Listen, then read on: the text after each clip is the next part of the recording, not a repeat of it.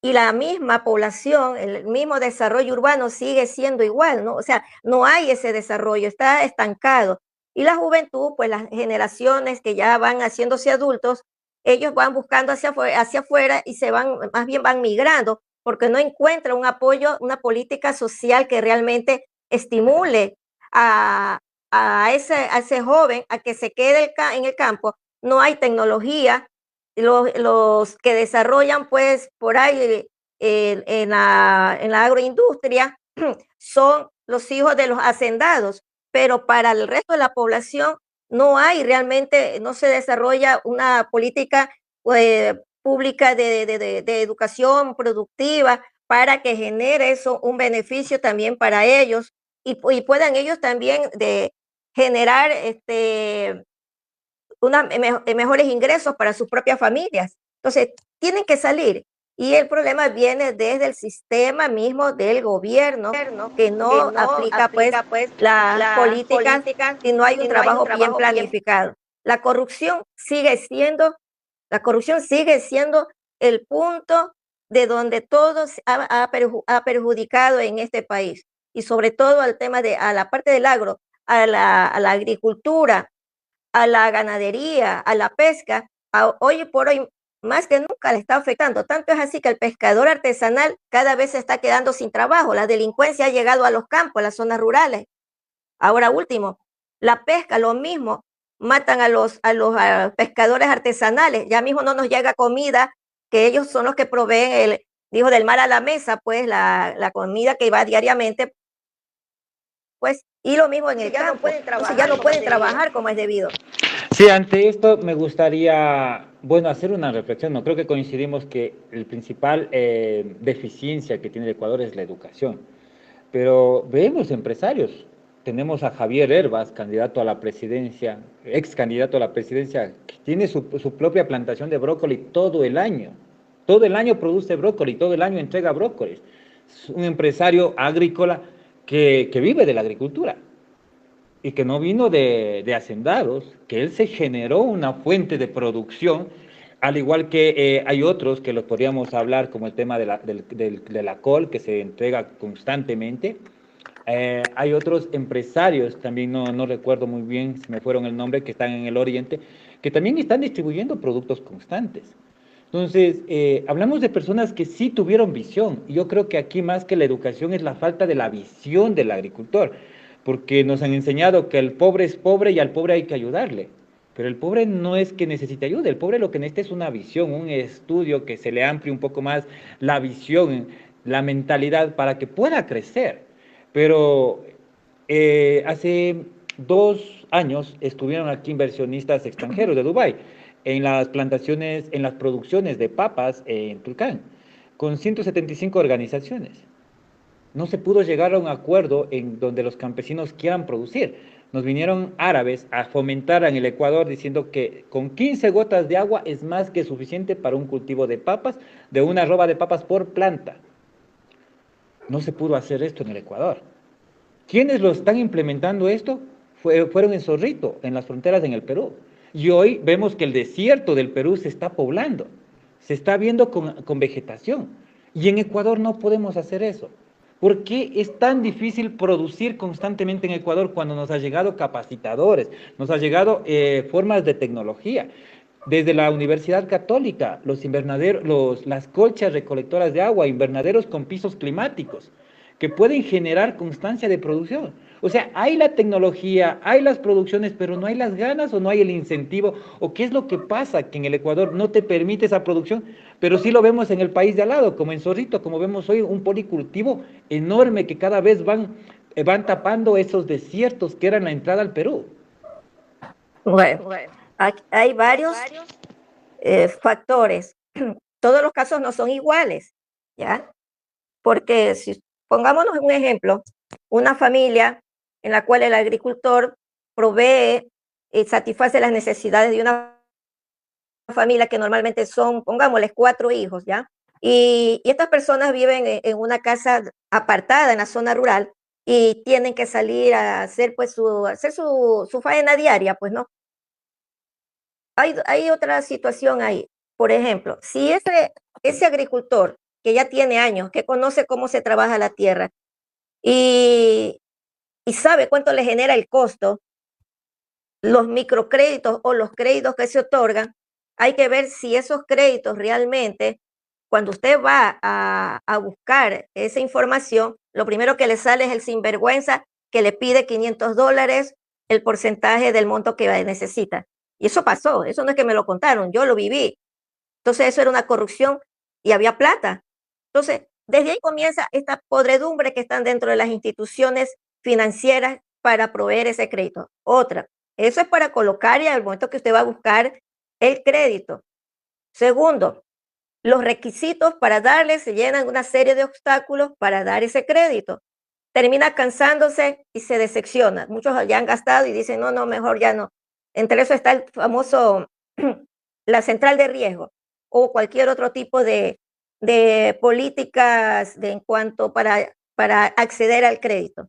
3, pongámosle que la persona acceda al crédito, cumplió todo, pero resulta que el que más obtuvo ese crédito fue una persona que es un avivato, un pícaro, y se va y se lo gasta el crédito y después no tiene para cumplir, no lo invirtió realmente a lo que tenía que hacerlo, porque en el campo, pues usted ya sabe cómo son los vicios en ese sector y de pronto no invirtió. ¿Qué es lo que pasa ahí? Que no hay, o debería de haber un control, así como un administrador del contrato. Cuando usted hace un contrato, usted tiene un administrador que el Estado es como la especie del fiscalizador. Yo considero que toda línea de crédito debería tener un monitoreo para ver si esa persona que se le dio el crédito dentro de los tiempos para la cual ya se tiene un proyecto, que en qué tiempo va a haber el retorno de la inversión, esa persona va a cumplir y se le puede volver a renovar. Entonces, eso, el monitoreo, el seguimiento a esas líneas de crédito no hay, porque creo que las políticas internas dentro del Ministerio de Agricultura no veo que personas realmente con la capacidad que cumplen técnicos en las cuales pues toda esa estructura que debería de cumplirse para un control, para que sea eficiente ese crédito y retorne, no lo veo en el Ministerio de Agricultura. Lo que más ha habido son quejas, lo que más ha habido son denuncias. El Banco de Fomento, cuánto dinero se han llevado con la famosa mojadita. Y eso era una corrupción terrible. Entonces, el problema es el mal uso del crédito. Por otra parte, los costos que para una persona que quiera pues hacer su propia, producir, pongámosle los costos como están en el momento de que quiere producir arroz, la urea, los fertilizantes, todos los costos que generan producir. Nosotros tenemos costos en dólares. Usted me hace comparación con Perú. Perú tiene otra moneda, Colombia tiene otra moneda, Chile tiene otra moneda, Estados Unidos es el dueño de su dólar, ellos son los que imprimen el billete de ellos. Nosotros no imprimimos nuestra moneda, nosotros tenemos moneda prestada y los costos para producir aquí realmente no permiten ganar. ¿Sabe cuándo lo permite ganar? Cuando la persona por ahí anda es en cuestiones de picardía y obtiene de un chulquero y de paso ese chulquero es un mafioso, porque ese no le va a pedir la central de riesgo, ese le da el dinero rápido, pero corre el riesgo que si no devuelve la plata, lo matan. ¿Ya? Entonces, son varios factores que se originan en esto, pero principalmente para mí son entre los costos porque nosotros tenemos moneda dolarizada y incluso el que quiere, por ejemplo, producir piezas que fabrican, por ejemplo, el mecánico industrial, los costos que le generan esos costos son en dólares. Y cuando recién se dolarizó, ¿qué tenían que hacer aquí muchos mecánicos que tenían pues que elaborar estas piezas? Tenían que mandar al Perú. Por eso muchos huyeron al Perú por el tema de los costos de la mano de obra. Entonces, aquí no hay no veo criterios técnicos en la parte del análisis para realmente hacer productivos esos recursos naturales. Aquí todo el mundo lo que hacen en las zonas rurales es materia prima, convertir en materia prima, vender cacao. ¿Por qué no diversificamos? Más bien, quienes sí se han arriesgado son, por ejemplo, en Ambato. Ambato hacen ya los bombones de chocolate y toda la variedad que quieran hacer. En el lado de Bolívar creo que producen la variedad de quesos. O sea, en eso también hay más disciplina, más, ¿cómo le puedo decir? Un esfuerzo, más dedicación, más responsabilidad. Entonces, Yo creo que sí se necesita un incentivo, pero también se necesita educación en esa parte para hacer productivas nuestros recursos, sobre todo en el tema del agro, la tema de la pesca.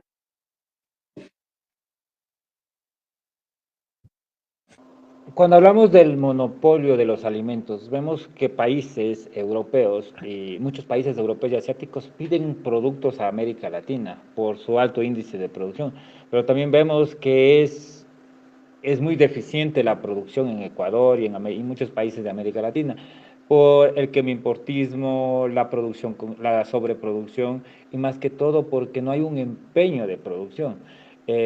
No recuerdo, hace algunos años visitábamos una planta, un huerto, podría decirse así, un lugar de producción, en donde los agricultores nos decían, no, nosotros aquí aramos todo, hacemos minga, aramos todo el terreno y ahí le dejamos. Y yo les decía, pero ¿por qué no hacen la misma labor que haces en una oficina? Vas todos los días, cultivas poco a poco y garantizas que la producción salga poco a poco diariamente.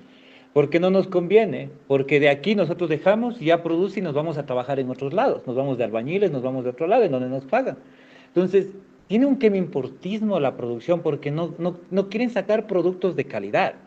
Pero también vemos que es la falta de la educación, porque los jóvenes no están interesados en producir. Hoy vemos que los jóvenes prefieren trabajar de albañiles y aquí tener plata a quedarse en el campo y tener mejores beneficios. Pero vemos, eso es una falta de educación. Pero ¿a qué viene esta falta de educación? ¿Por qué en Ecuador o en América Latina, hablemos de Ecuador, por qué no le conviene que los jóvenes sigan aprendiendo a producir constantemente? Porque antes de necesitar dinero necesitamos tener las tierras. Y tierras es lo que más hay, se están quedando tierras botadas por los mismos jóvenes que no quieren producir el terreno. Entonces, yo quisiera partir desde ese punto. ¿Cómo mejorar una producción constante con la gente que tenemos hoy? Porque podemos mejorarla cambiando de gente con nuevas iniciativas. Han venido gringos. Hay gente que viene a vivir en Cotacachi que hace producciones hermosas y nuestros ecuatorianos no pueden producir. Han venido, no recuerdo de qué país era, si era de Australia o de Inglaterra, personas sin plata y aquí hicieron plata. Y nosotros aquí, teniendo todos los recursos, con la familia, no podemos hacer plata. Entonces es incomprensible cómo los terrenos se van perdiendo y se van generando lugares de extranjeros en donde están o comercializan productos o comercializan artesanías o venden comestibles o hacen lugares turísticos en ese sitio, cosa que lo podría hacer cualquier ecuatoriano, pero no lo hace. Y eso es una falta de visión grave. Entonces, ¿a quién le reclamamos esa falta de visión grave? ¿A los extranjeros? ¿A nuestro presidente? ¿O a las normativas ecuatorianas de educación que tenemos?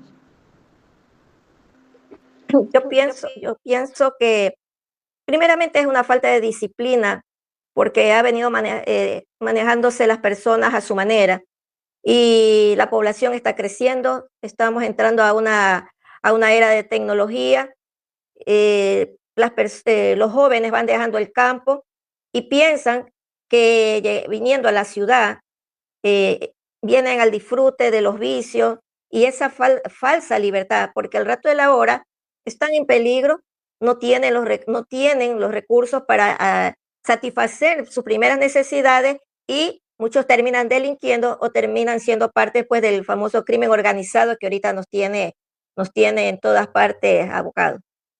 Entonces, yo creo que primeramente el tema de disciplina que viene con la educación. Tiene que haber alguna política social fuerte paralela a las políticas también de productividad para el consumidor.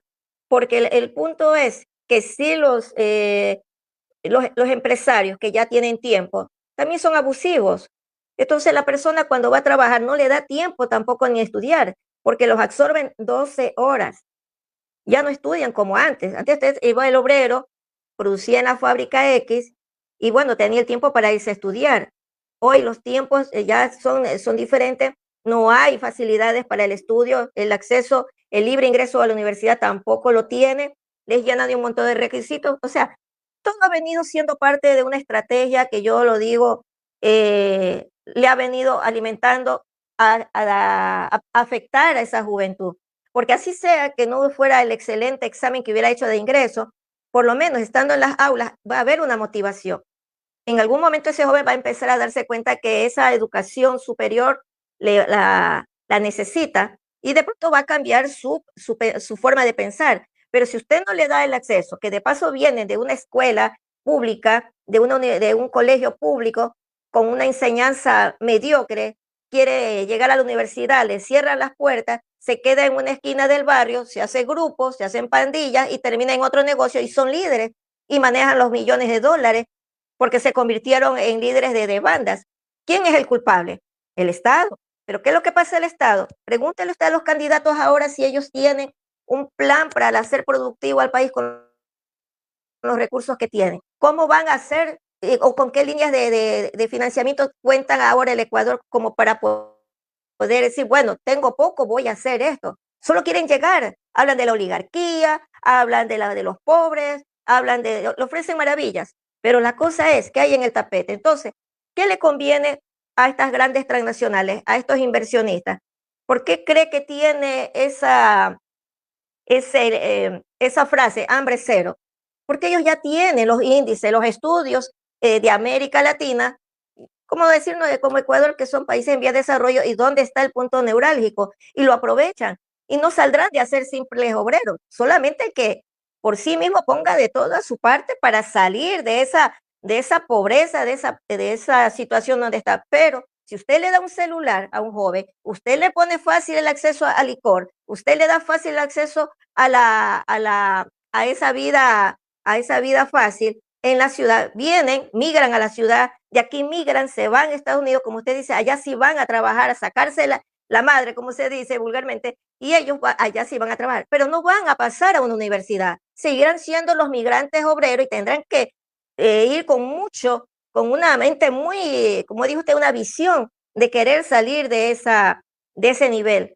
Y muchos tal vez ni han de estudiar, sino que se quedan también, ya se les hizo fácil y no van a buscar mejorar, ni retornan al país, hacen un capital, regreso al país y hago aquí mi fortuna y genero fuentes de trabajo para otros. Entonces, hay una situación desde las mismas políticas de estados y la gestión pública en materia de las transnacionales que se contrata y se le da facilidades de acceso a hacer inversión, a hacer empresa aquí, en cambio, no se protege los términos las condiciones de estas inversiones aquí y realmente salen beneficiándose más son estas empresas, pero no hacen un acuerdo como yo digo deberían de hacer. Bueno, tú me das tecnología y quiero que me capacites bien a estos obreros.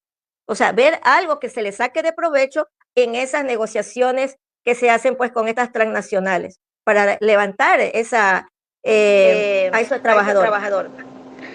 ¿Tú crees que el objetivo de desarrollo sostenido número 2, fin del hambre, es una utopía o es un sueño? Eso de ahí Eso de ahí es es una trampa una trampa oculta para oculta mí, para mí. porque Porque realmente realmente el yo negocio, pensé, negocio, mire, mire, el el agro agro, eh, a nivel, a ver, el negocio internacional que quiere venirse a ubicarse en el tema de la parte agroindustrial es justamente el problema que poco a poco esas tierras que como ya usted dijo, las están dejando abandonadas, no es que las están abandonando, se las están obligando a que se las vendan. Están expandiendo cierta parte de las urbes en ciertos sectores rurales. Muchos decepcionados cogen y van dejando ese otros por el temor de la delincuencia. Si usted revisa la información, mire, el oro, los ríos, Santo Domingo no sé bien, pero a lo menos hablando acá de lo que es, por ejemplo, Manabí, los ríos, el oro, cómo está acercando cada vez el problema del crimen organizado. Los negocios en la ciudad, por ejemplo, están cerrados, 7 de la noche ya no usted ve nada. Entonces, ¿qué es lo que está pasando en eso? Y la gente corre para el otro lado, para la migración. Entonces, mañana viene una de estas empresas estos ODS que habla de hambre cero. Le voy a leer un punto que dice aquí, una de las metas, dice, para el 2030 poner fin a todas las formas de malnutrición, incluso logrando a más tardar en el 2025 las metas convenidas internacionalmente. Ahora en septiembre, entre el 20 y el 23 de septiembre, se va a dar unas cumbres, unos eventos de jóvenes, creo que de ONU Mujeres también, y el tema del Pacto del Futuro. Este Pacto del Futuro es donde se va a concretar lo que antes era pues un plan, estrategias, la Agenda 2030, pues, ¿no? Todos estos 17 objetivos se han venido dando, pero no estaban como un vínculo jurídico ya o de manera obligatoria. Ahora sí, ellos ahora van a tratar ya las políticas de financiamiento porque calculan que ellos necesitan reunir 100.000 millones para poder atender supuestamente a los países en vía de desarrollo. Pero lo que nosotros necesitamos es generar trabajo y mantener esa independencia. Y ese es lo que no se tiene claro de qué forma se van a negociar esas condiciones ahora en septiembre, pero eso va a ser obligatorio. Esas políticas, ellos dicen, bueno, nosotros les vamos a dar la comida. Dice, ¿cómo? Si tenemos los problemas que estamos conversando. Entonces, ellos, ¿qué es lo que dicen? Bueno, aquí con nosotros controlamos, nosotros ponemos el dinero y las políticas las ponemos nosotros.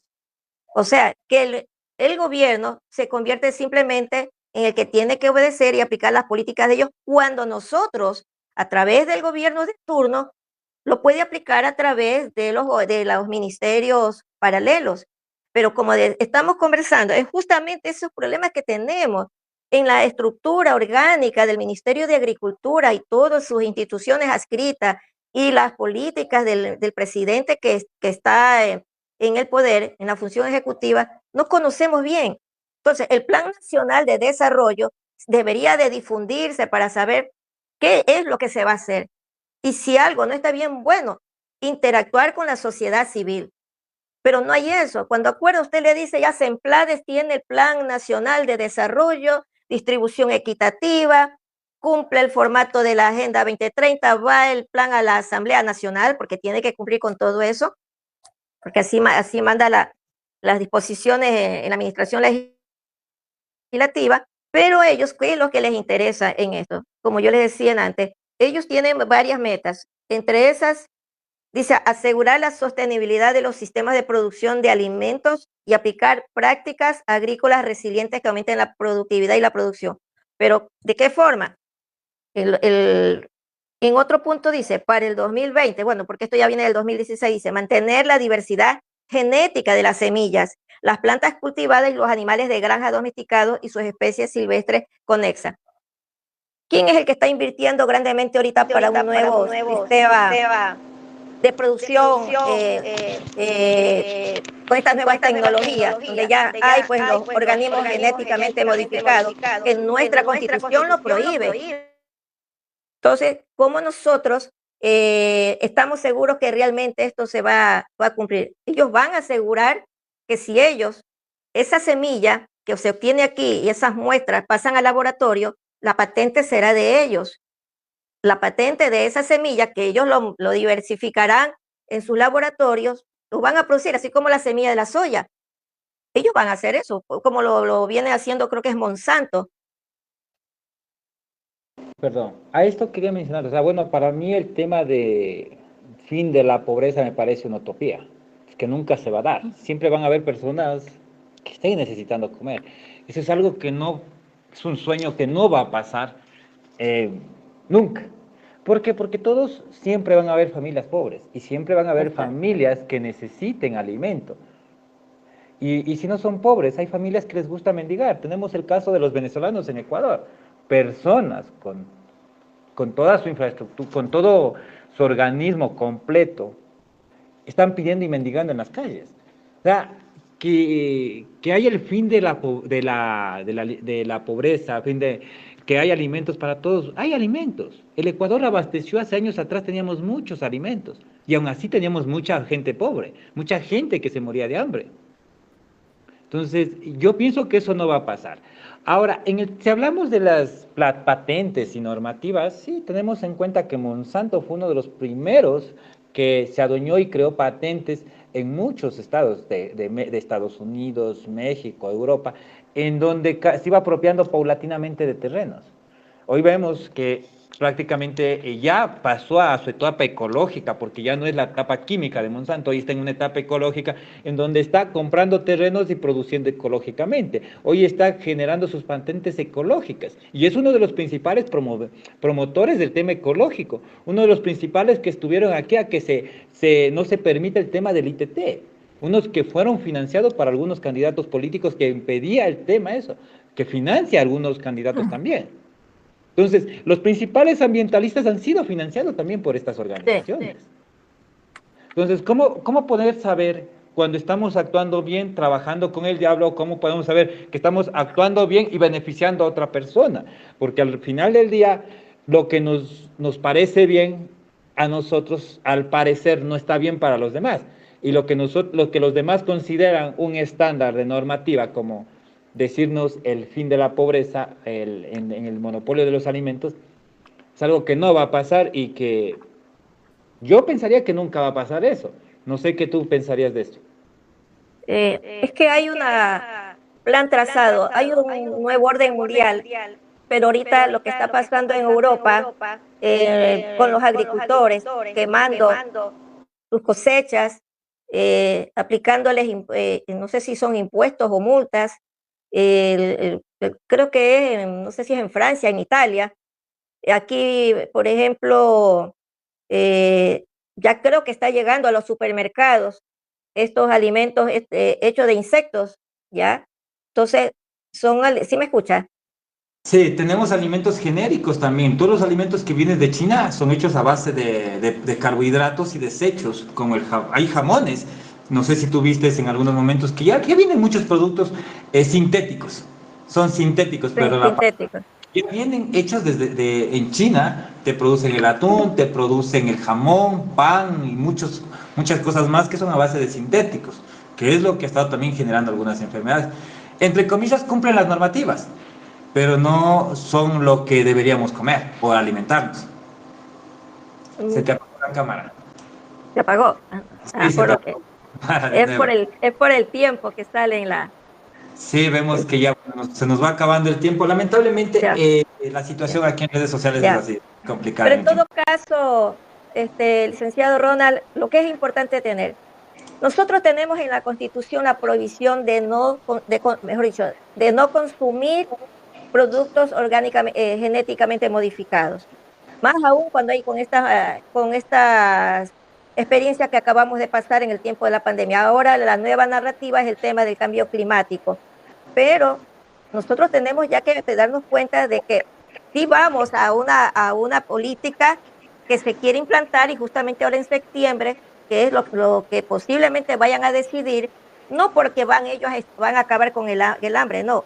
Ellos lo que van a poner es en un nivel un sistema alimenticio en el cual van a hacer las transnacionales de ellos, las van a focalizar en los puntos donde ellos consideran. Un Bill Gates, porque Bill Gates dijo clarísimo en el tema de la transición energética, está en una revista de Vistazo, que creo que, no sé si fue del 2021, una entrevista que le habían hecho y se reprodujo en esta revista. Y él, por ejemplo, hablan de la huella de carbono cero al 2050, que el combustible fósil se quede bajo tierra, pero la alimentación que en este momento se está consumiendo, sí, eso nos está afectando ya y eso es uno de los principales problemas que estamos enfrentando. Y ARSA tiene la gran responsabilidad. Ahora están haciendo ellos investigaciones, no han dado respuestas sobre las compras de los medicamentos, que también tienen ellos responsabilidad.